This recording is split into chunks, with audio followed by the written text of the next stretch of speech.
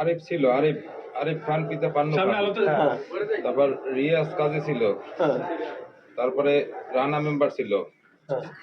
তারপরে আর একটা ছেলে ছিল, ওর নাম সম্ভবত বাপ্পি মনে হয়, চানমারি বাড়ি। আর ছিল শাকিল।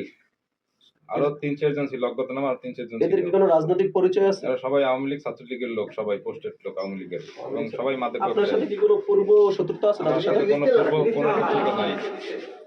আমার সাথে কোনো পূর্ব শত্রুতা ছিল না। ঘটনাটা ঘটছে কোন জায়গায় ভাই এটা?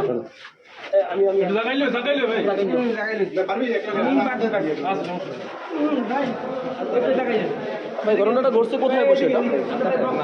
হলদা বাজার থেকে বাইরে যাইতেছিলাম, যাওয়ার পথের মধ্যে সর্দারবাড়ির সামনে, রাজা মিয়ার চাতালের সামনে, সর্দারবাড়ির সামনে তারা আমার হুন্ডা আটকাইছে। হুন্ডা আটকাই তারপর চাপাতে দিয়ে কোপাইছে।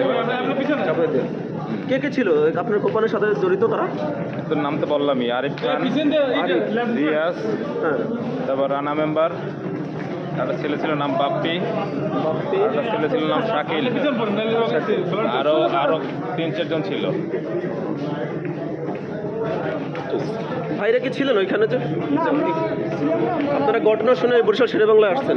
হ্যাঁ, ওইখানে আমরা পর্দা করতে গেছি আর কি। তারা এই হলতা বাজারের আগে গেছে, তখন ওইটি তারা নিয়ে আসছে। আমরা এক্সপোর্টে আর কি যাইনি। এখন এই রোগীকে বরিশাল শেরে বাংলা থেকে ঢাকা রেফার করতেছে? আচ্ছা।